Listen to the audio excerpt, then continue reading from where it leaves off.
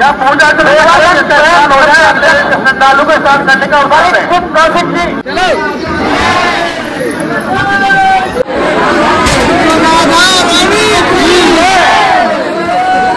जाएंगे उधर से भी निकास बात की व्यवस्था की। एक बैग वाले भैया कैसे खड़े हैं आप लोग घाट पे? एक बैग वाले एक बैग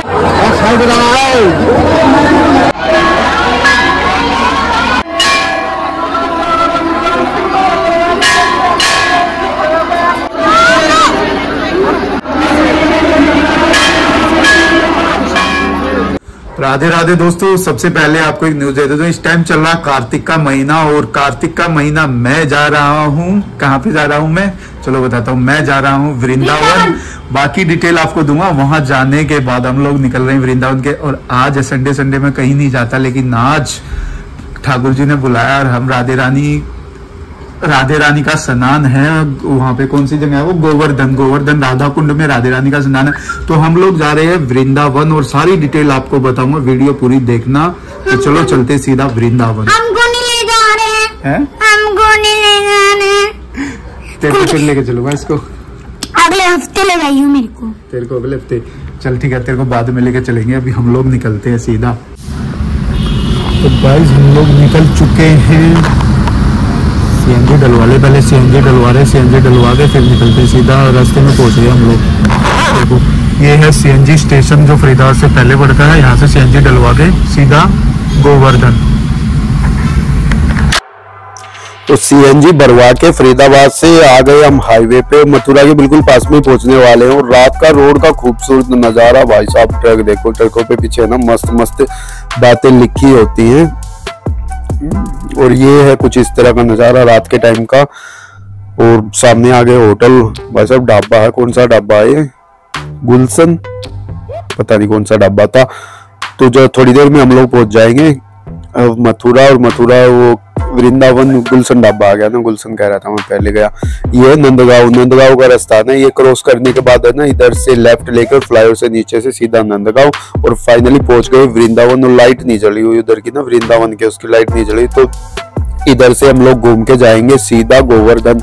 और गोवर्धन में ना जो होली अष्टमी का स्नान चल रहा है, जो साल में सिर्फ एक बार होता है। तो आपको बता देता हूँ थोड़ी सी डिटेल क्यों होता है स्नान। होली अष्टमी का स्नान होता है।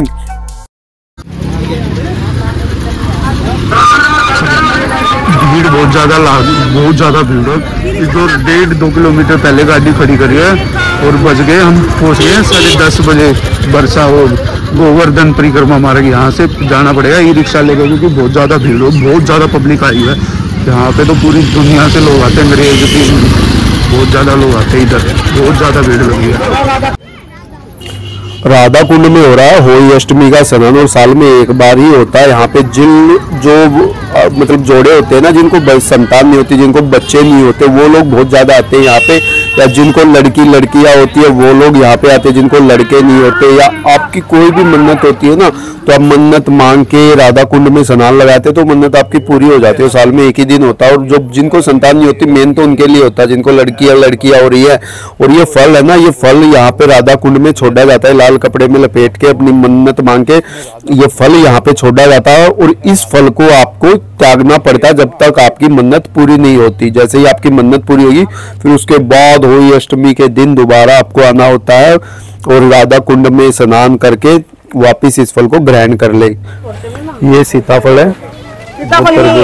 आप पेठा सीताफल पेठा ना, पेठा छोड़ने, यही छोड़ने होते राधा कुंड में, यही छोड़ने पड़ेंगे। ये राधा कुंड में छोड़ने है सीताफल।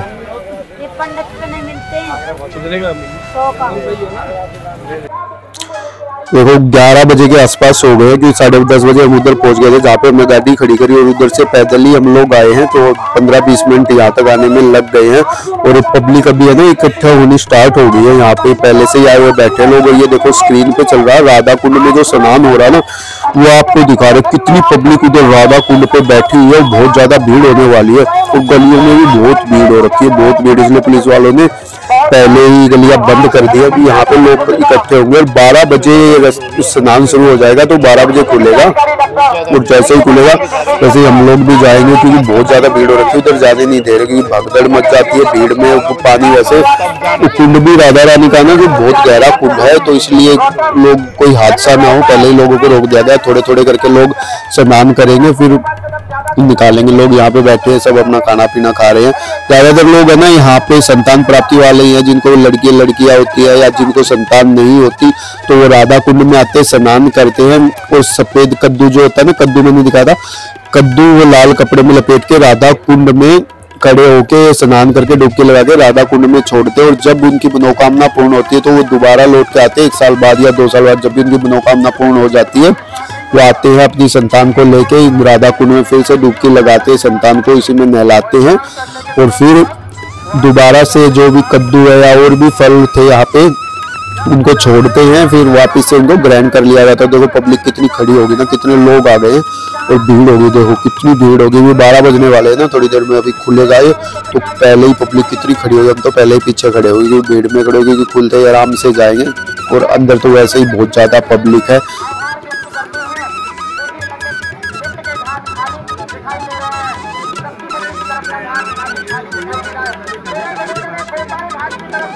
बारह बज गए और खुल गया, हम लोग भी गली में आ गए। देखो गली में भी कितनी भीड़ है ना, कितनी पब्लिक है गली में, क्योंकि सामान वामान और फोन मोबाइल पर सबका अपना ध्यान रखना, क्योंकि भीड़ में चोरियां बहुत ज़्यादा होती है, तो अपने कीमती चीज़ों का ध्यान जरूर रखना। देखो पीछे भी कितनी पब्लिक आ रही है, कितनी ज़्यादा भीड़ हो रखी है, बहुत ज़्यादा भीड़ है गलियों में। देखो उधर से लाइटें दिख रही है ना, ऊपर से हल्की हल्की राधा कुंड की, और ये कद्दू है, सफ़ेद कद्दू। बाकी आपको यहाँ के बारे में, राधा कुंड के बारे में, होली अष्टमी के बारे में कोई भी डिटेल चाहिए आप मुझे कमेंट कर देना, मैं सारी डिटेल आपको बता दूँगा। कोई भी आपको इन्फॉर्मेशन चाहिए सारी जानकारी आपको दे दूँगा।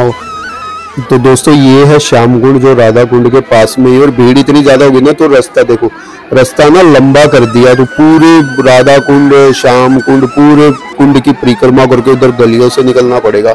जो मेन तो है वो तो छोटा सा रास्ता था, ये देखो गलियों में इतनी ज़्यादा भीड़ हो रखी है ना, पब्लिक इतनी ज़्यादा है ना, बहुत ज़्यादा भीड़ हो रखी है। अब हमें कम से कम भी 1-1.5 घंटा हुआ है लाइन में चलते चलते, इतनी भीड़ है, इतनी पब्लिक है। छोटे बच्चों का तो भीड़ में और भी बुरा हाल हो रखा, धक्का मुक्के से चल ही रही है। देखो बिल्कुल राधा कुंड के पास वाली गलियों में ही है हम इस टाइम, और बहुत ज़्यादा होगी, रास्ता इतना लंबा हो गया ना, पब्लिक इतनी ज़्यादा, इसलिए रास्ता बढ़ा दिया। देखो जैसे गुड़गांव वगैरह जाते हैं ना, तो और कहीं जाते हो कितनी भीड़ मिलती है, वैसे ही भीड़ लगी हुई है यहाँ पे, क्योंकि बहुत ज़्यादा मान्यता है राधा कुंड में स्नान की, बहुत ज़्यादा मान्यता, क्योंकि ये साल में एक ही दिन होता है, होली अष्टमी के दिन, और स्नान जो रात को 12 बजे शुरू होता है, मेन जो होता है 2-3 घंटे का ही होता है। ये देखो राधा कुंड पे कितनी भीड़ है, कितनी पब्लिक है, लाइटें वाइटें सब कर रखी है। तो यहाँ के बारे में, राधा कुंड के बारे में दोस्तों कोई भी जानकारी चाहिए तो मुझे कमेंट जरूर कर देना, मैं आपको सारी डिटेल दे दूंगा। मेन जो आपको बता देता हूँ, फिर भी मेन जो है ये जो जोड़े होते हैं, शादीशुदा जो जोड़े हैं, जिनको संतान नहीं होती, जिनको बच्चे नहीं होते, जिनको लड़कियां होती है, या आपकी कोई भी मन्नत है, वो इस दिन आप मांग के राधा कुंड में डुबकी लगाते हो तो आपकी मन्नत जरूर पूरी होती है। राधे रानी आप पर कृपा जरूर करेंगी। आप भी आइए राधा कुंड में, बाकी कुछ लाने की जरूरत नहीं होती, आपको घर से सारी चीजें यहीं पे मिल जाती हैं। कद्दू होता है मेन, तो कद्दू यहाँ पे मिल जाता है, लाल कपड़े में लपेट के यहीं पे आपको राधा कुंड में छोड़ना होता है। देखो सामने देख भी रहोगे आप कितने छोड़े हुए हैं। और हाँ एक चीज आपको बता देता हूँ कि होली अष्टमी का जो व्रत होता है ना, वो पति पत्नी दोनों को ही रखना होगा, क्योंकि पत्नी पत्नी रखती है, लेकिन पति को भी होली अष्टमी का व्रत रखना जरूरी है। और जी यहाँ पे जब आप लोग स्नान कर लोगे, पूरा दिन रखना होता है, जैसे दोपहर तक रखते हैं ना, दोपहर तक नहीं, पूरा दिन, रात को 12 बजे तक आपको व्रत रखना होगा। जब यहाँ पे आप कुंड में स्नान करोगे उसके बाद आप व्रत खोल सकते हो, उससे पहले आप व्रत नहीं खोल सकते हो। पति पत्नी, ध्यान रखना, पति पत्नी दोनों को ये व्रत करना है, दोनों को ये व्रत रखना है, और दोनों को एक साथ ही कुंड में स्नान करना है, डुबकी लगानी है। और डुबकी लगाने के बाद आपको जो फल है, जो कद्दू है या और भी फल थे यहाँ पे, वो फल आपको इस कुंड में छोड़ना। आप देख रहे होंगे कि कितनी ज्यादा लोग आए और वो इकट्ठे हो रखे ना सामने, तो ये लोगों ने छोड़े हैं कद्दू। यहाँ पे फल जो छोड़ा गया, ज्यादातर लोगों को मैंने देखा, सब लोग, ज्यादातर लोगों ने कद्दू ही छोड़ रहे थे।